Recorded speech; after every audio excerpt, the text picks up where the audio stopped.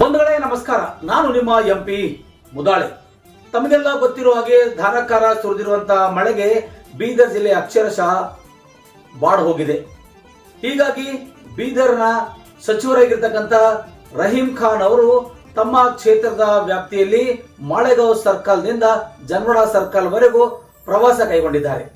ಈ ಮಳೆಯಿಂದ ಹಾನಿಯಾಗಿರ್ತಕ್ಕಂಥ ಗ್ರಾಮಗಳಿಗೆ ಭೇಟಿ ಕೊಟ್ಟು ಅಲ್ಲಿರ್ತಕ್ಕಂಥ ರೈತ ಮತ್ತು ಮನೆಗಳನ್ನು ಉಳಿದಂತ ರೈತರಿಗೆ ತಮ್ಮದೇ ಆದ ರೀತಿಯಲ್ಲಿ ಸಾಂತ್ವನ ಹೇಳಿ ಸರ್ಕಾರದ ಸೌಲಭ್ಯ ಕೊಡಿಸುವುದಾಗಿ ಭರವಸೆ ನೀಡಿದ್ದಾರೆ. ಅದಲ್ಲದೆ ಈಗಾಗಲೇ ಈ ಒಂದು ಮಳೆಯಿಂದಾಗಿ ರಸ್ತೆ, ಚರಂಡಿ ಹಾಗೂ ಹೊಲಗದ್ದೆಗಳು ಸಂಪೂರ್ಣವಾಗಿ ಹಾಳಾಗಿವೆ. ಅದನ್ನ ನಾನು ಮುಂದಿನ ದಿನಮಾನಗಳಲ್ಲಿ ವಿಧಾನಸಭೆಯಲ್ಲಿ ಚರ್ಚಿಸಿ ಇದರ ಪರಿಪೂರ್ಣವಾಗಿರ್ತಕ್ಕಂಥ ಪರಿಹಾರ ಕೊಡುವ ನಿಟ್ಟಿನಲ್ಲಿ ಭರವಸೆ ನೀಡುತ್ತೇನೆ ಎಂದು ಹೇಳಿದರು. ಇದೇ ಸಂದರ್ಭದಲ್ಲಿ ಅನೇಕ ಜನ ಅಧಿಕಾರಿಗಳು ಮತ್ತು ಗ್ರಾಮಸ್ಥರು ಭಾಗವಹಿಸಿದರು.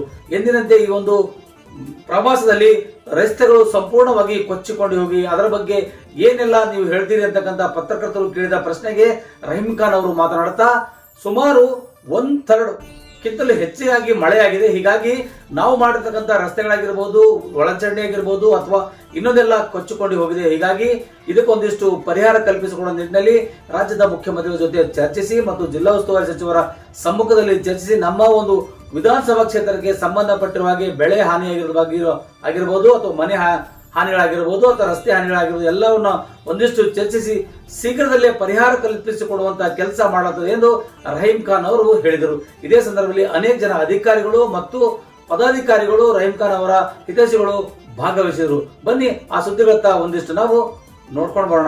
ಎಲ್ಲರಿಗೂ ನಮಸ್ಕಾರ. ಇವತ್ತು ನಾನು ಬೆಳಗ್ಗೆಲಿಂದ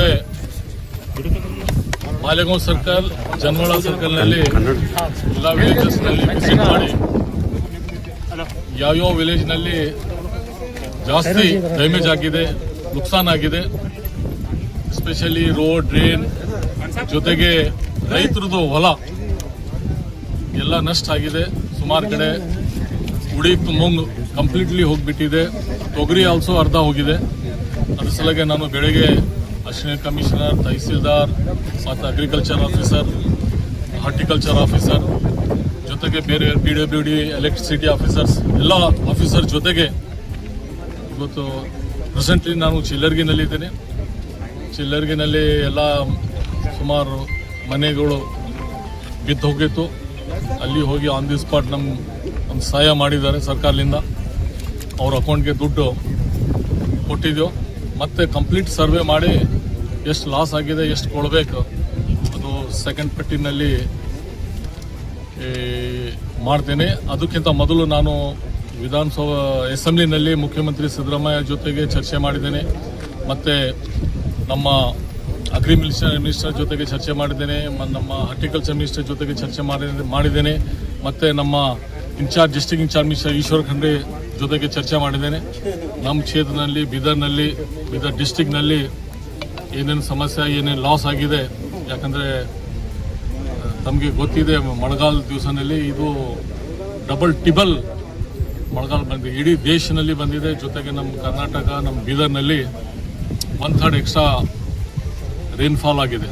ಅದ್ರ ಸಲಗೆ ನಾನು ಇಡೀ ಎಲ್ಲ ಡಿಪಾರ್ಟ್ಮೆಂಟ್, ಕನ್ಸರ್ನ್ ಡಿಪಾರ್ಟ್ಮೆಂಟ್ಗೆ, ಡೆಪ್ಟಿ ಕಮಿಷನರ್ಗೆ ಎಲ್ಲ ಸರ್ವೆ ಮಾಡಿ ಇಮಿಡಿಯೇಟ್ ರಿಪೋರ್ಟ್ ಕೊಡ್ಬೇಕು. ಆಮೇಲೆ ಎಲ್ಲರಿಗೆ ಏನು ಸಹಾಯ ಮಾಡಬೇಕು ನಮ್ಮೆಲ್ಲರಿಗೆ ಹೇಳ್ತೇನೆ.